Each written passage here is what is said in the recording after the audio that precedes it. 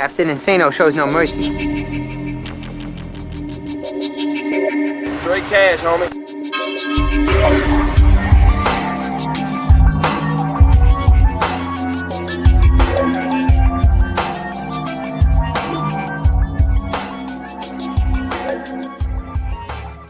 Hold on to your butts.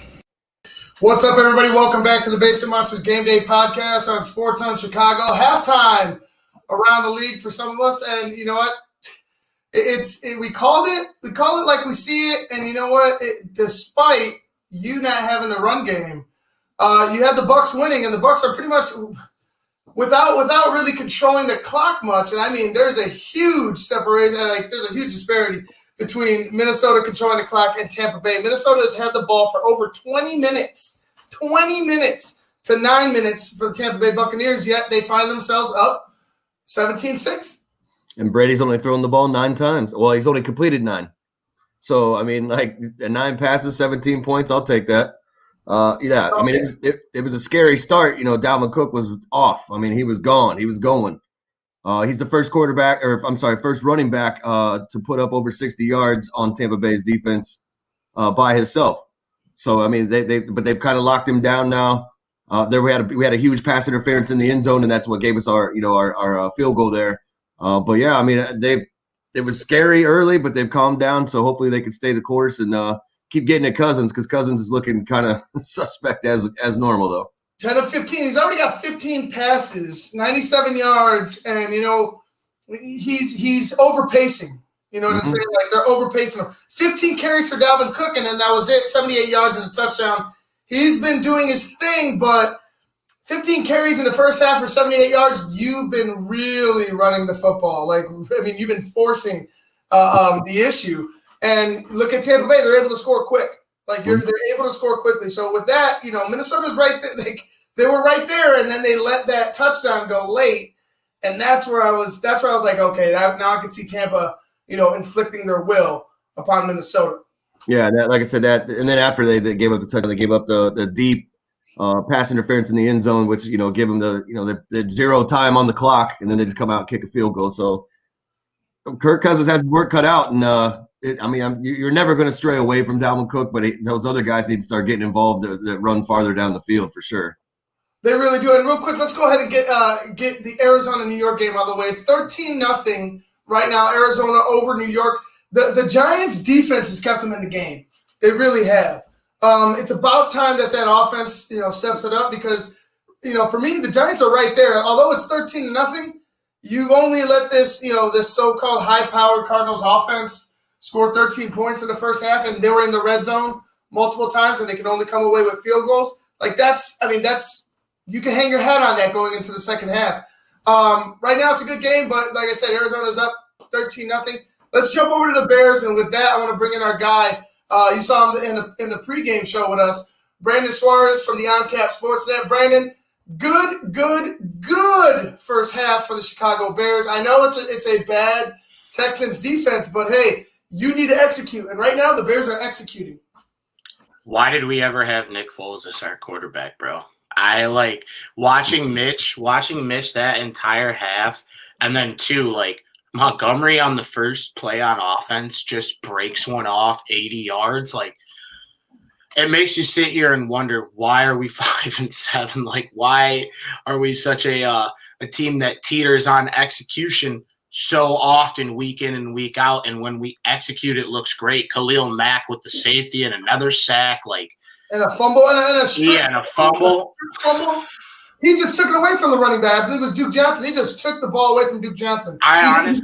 He walked up to him, and just grabbed the ball, and said, "It's mine now," and that was it. I did not expect 30-7 at the half. I expected there to be a lot of points, but I did not expect the Bears defense to play to this level, because honestly, like we've said, Deshaun Watson up to this point has put together some pretty good games and good individual performances, over 300 yards, usually rushing touchdowns, stuff like that.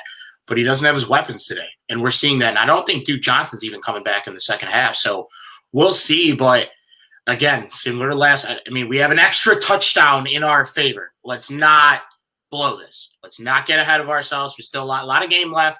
We've seen leads like this vanish, not necessarily with this Bears team, but just in the NFL. lot of game left. We need to close this one out, and let's continue to build on what we did good in the first half. Yeah, and Luke, I was going to get to Trubisky. He's done what he needed to do. Like, this is a good day for Trubisky right now. This is 18-21, 178, and 3 touchdowns. He's Mad numbers. But like I said, it's a defense that's lacking. But he's not making a mistake. He's not making mistakes. You see him.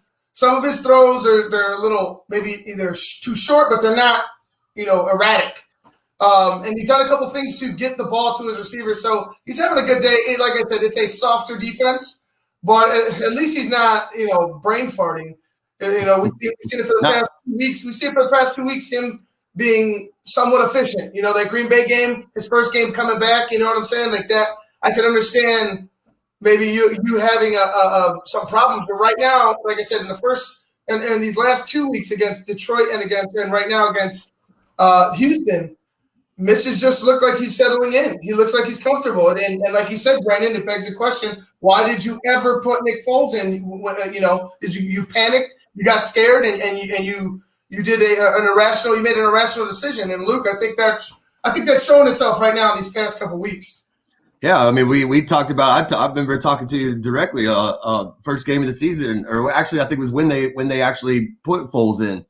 It was just like it was just premature, and I was just like, what is going on? I was like, now you've really put your Matt. That's where he hung himself right there. That's the exact moment that Matt Nagy hung himself right there. Is putting Foles in the way he put Foles in, the way Foles performed. That's my guy. I'm going to play him. That's my guy. Me. I'm the best. That's what we ran into. But but we also talked about how when Foles fails and you have to go back to Trubisky and Trubisky wins a couple games, that's just a double whammy on you right there, Nagy. That's a hard, stupid decision on his part, man. I have a Matt Nagy question. I doubt he'll be listening, but as a bald guy, why wouldn't you wear a hat instead of a visor? You can't trust a bald guy that wears a visor. You just simply can't. It just shows you who he is. He's trying to even out his tan, man. I swear to God, he's got to buff his head. And like you said, it was a knee-jerk reaction. He got scared because the pressure of the fans was there, man. Like the pressure of the fans is there. It's real. And if he was going to sit there and continue to play Mitch, and Mitch was going to get worse and worse, I could understand that. But you did it after one game, a game where your defense wasn't having a great game, a game where you weren't able to run the football like you were in past weeks. So for me, I was like, that game sounds like it was a you game. You panicked. You got a guy that was is known to come in and close out games, and you got lucky for a little bit. But what would have benefited with Mitch being the quarterback still during that time? The running game.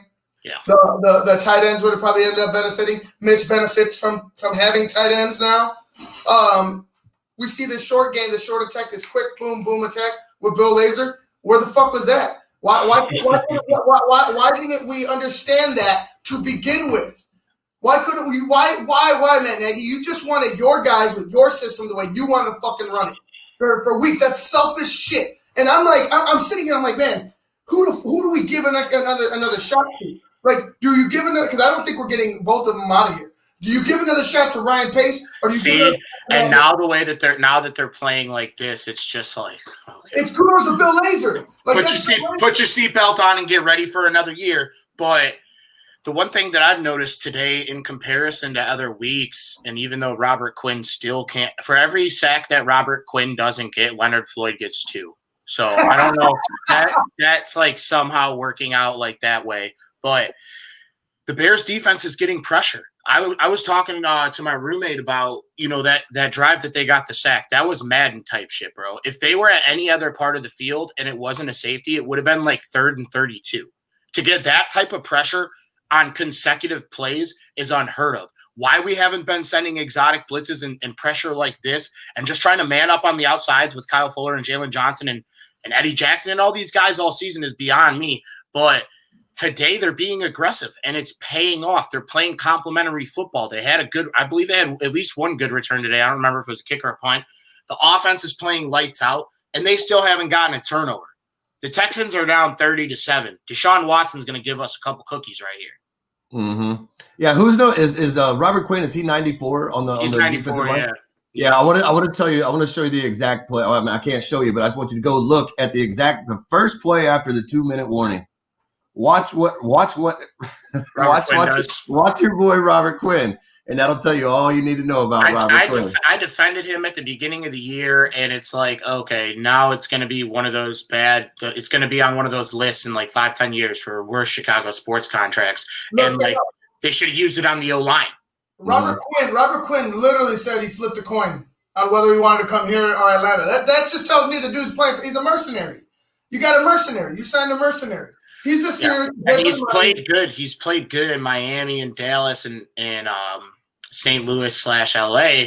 But you also have to look at it like this. He's always had like elite people next to him. So it's like he's never had to be the number one. So he's always kind of had, I would say, in my opinion, inflated numbers because attention is put other places on the defense, and he's getting one-on-ones and winning them. How he's not winning his one-on-ones now is ridiculous. And then two, like if you're talking about the same play I'm thinking about, it's the one where you had Deshaun Watson. Like all you had to do was fall forward and just ran, and you're taking them. And Watson rolls out, hits Duke Johnson, and it ended up getting called back for a holding. But it's like with a quarterback like this today, you got to be able to keep him in the pocket. And now it's going to be 80-20 throw pass, and 20% of those, like 10% of that 20% of those runs, if that made any sense, 10% of the running plays are going to be like Deshaun Watson breaking out and busting for a couple of yards. There's not going to be too many design runs, so the defense should know what they're ready for, or know what's going to be coming in the second half. And like I mentioned in the pregame and in our pregame as well, you have when you get pressure on Deshaun, you have to get home. If not, you have to make sure you're containing. And what has been the most dangerous thing? Deshaun's legs. Yeah, like that's been the most dangerous thing. They went directly downfield after the first touchdown and scored. You know what I'm saying? Like or after the second one, I believe, and scored. So they were right there the entire time. Then they got the ball back, but then I believe it was Max strip fumble. Yeah, but you can't count them out. After last week, you cannot let up the gas. Period. You cannot let up on this team. You need honestly, I feel bad, but if you could score 60 points, score 60 burgers. And honestly, too, let's not necessarily go too crazy with trying a bunch of new things, but let's try to just run the football. Let's run the football, throw when we need to. Not like I said, let's kill a little bit of clock and still score at the same time. Because you don't want – it seems like we've been able to score quick strike drives. If we can score quick strike drives and just be up by 40, I'm cool with that too. But I feel like Deshaun Watson is going to find some spots here in the second half. But I also feel like I said, since he is going to be passing, he'll probably put up over 45 attempts this game. You have an opportunity to grab a couple picks. And then too, like the strip sack with Khalil Mack. He's going to be in the pocket. With a little extra time, let's get after them. And like you said, like the theme of these two shows have been, let's just continue to get home. They've been in his face all day. Why stop now?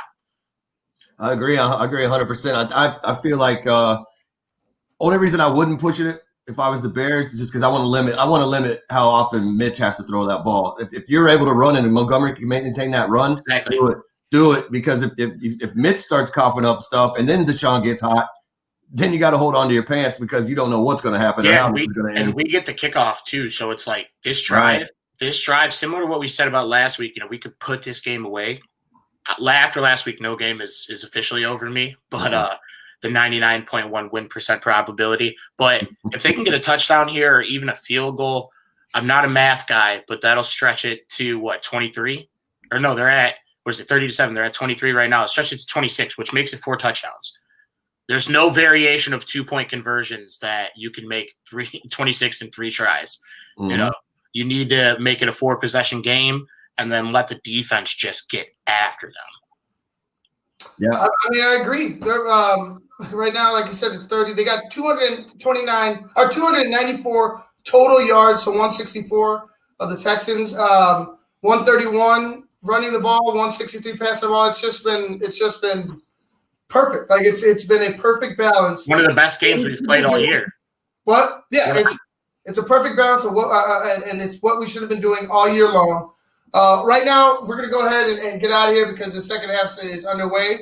Brandon, man, thanks for coming on, bro. I appreciate it. Thanks for having me. Let's hope we can continue to see this. I mean, like I said, you need to get 50. Let's get 50.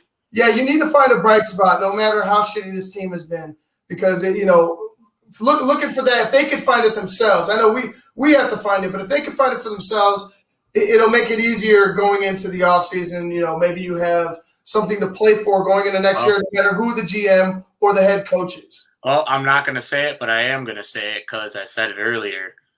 We're still in the hunt. Bears in the graphic hunt. Twitter is still alive. You ever seen the Undertaker meme where he's like, yeah.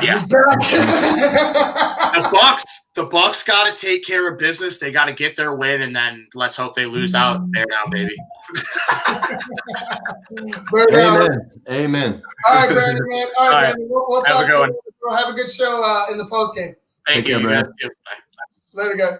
All right, man. It's been fun. It's been fun watching them. Although I'm not buying this fool's goal because it's the Texas defense. You know what I'm saying? Right. I don't want to buy this fool's goal. I'm just like, oh look, they're doing the things that they should have been doing. Like that's rad. Yeah, you can't. You just took 14 fucking weeks to realize. Yeah. Oh, man, maybe we should do this kind of thing. Oh, yeah. use our players to the best of their abilities. But they are.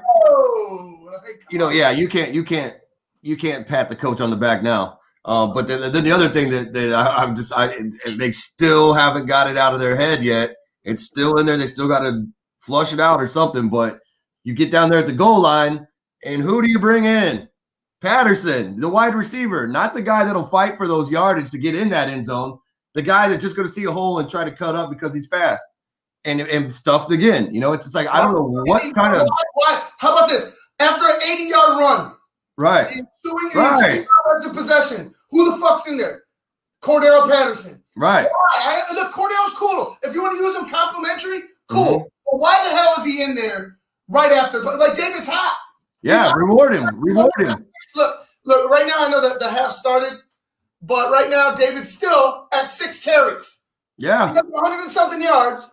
But excuse me. Let me reset this. Hold on. Maybe I'm wrong. Let me refresh and see if I'm wrong. But right now he still has 6 carries. I don't think the Bears have gotten the ball back. Oh yes, they do. Current draft 3 plays. But yeah, you need to pump. Those are rookie numbers, man. You need to pump that shit up. You need to pump those numbers. Pump those numbers to the roof because David's the only thing that he's the best weapon you have on the ground on the team right now offensively. Mm-hmm. He's your best weapon. Use him in the ground. Use him in the air. You see what happens when you get him open in space. He's breaking tackles. He's gaining more yards every time he gets hit. He's finding a way to fall forward for more yards. So for me, keep running David Montgomery. Use him. Use him. I just don't understand. Like the guy, he's breaking off these big yards, big runs, and stuff like that. Reward the guy. Get him a touchdown. The guy's been been being murdered all season long. Like now he's starting to come out of shell because you changed your train of thought, and now he's going to be penalized and not get the touchdown. I don't know that it just whoever that math that they're running over there must be that new math they're teaching in schools. The Bears or Nagy's running over there, but David Montgomery should have got that touchdown. Cordero Patterson should not have been the running back at the goal line. It should have been Montgomery, and if it was, I have a feeling they still would have got it anyway. So it's just small things like that I noticed. I was just kind of like, wow, man, they still won't give it to him at the goal line. They still won't do it, and I don't understand it. I'll never understand it. But like I said, let's not buy into fool's gold. This is the Texans. This is the Texans. You're going to have the Jaguars next week. So like you said, like Brandon said, it sucks to say it because you want to know. You want to know where you stand. And right now, we don't know where the Bears stand. We don't know who the Bears are. And, they're coming into the final weeks of the season still with the percentage shot of making the playoffs if things happen. It's going to be a wild end. Excuse me. It's going to be a wild ending. Yeah. I'm not going to buy in the fool's gold, man. I'm not going to do it. I want to say, because you have to say it, that there's a percentage, but there's a percentage. There's a percentage that they can make the playoffs still. Yeah, I mean they got to run that ball, man. I mean, like that, like I said, the two things you don't want to happen in this second half is to be throwing the ball with Mitch Trubisky, him turn it over, and Deshaun Watson get hot. Because if those two things add up and they both happen, then we might see a flurry of points put up by Houston. I can see it. I can see it. Don't let off that gas pedal if you're the defense, Chuck. Chuck, don't stop. Don't stop. We finally saw a third down blitz. Brandon had texted me earlier. Or it's not Brandon, I believe Michael Haltak, my co-host, texted me earlier. It was like they finally had a third down blitz. Yeah, finally some pressure. Finally, you didn't let the quarterback stand there for 13 fucking seconds and pick where he wanted to throw downfield. It's amazing. It's amazing how that works. Amazing how that works. All right, guys, we're gonna go ahead and wrap things up. We're gonna go ahead and watch the second half of our games. This has been the Basic Monsters Game Day podcast. I hope you guys check us out. Please check us out in the post game of Bucks and Vikings and Bears and Texans, and we'll talk about the other games around the league as well. All right, guys. Until then, I'm Ivan Vargas. That's Luke Nettles. This has been the Basic Monsters Game Day podcast on Sports Zone Chicago.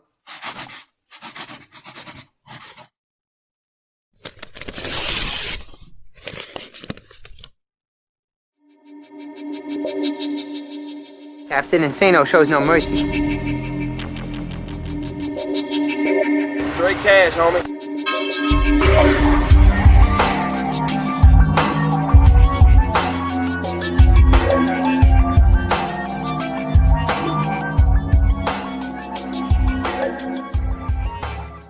Hold on to your butts.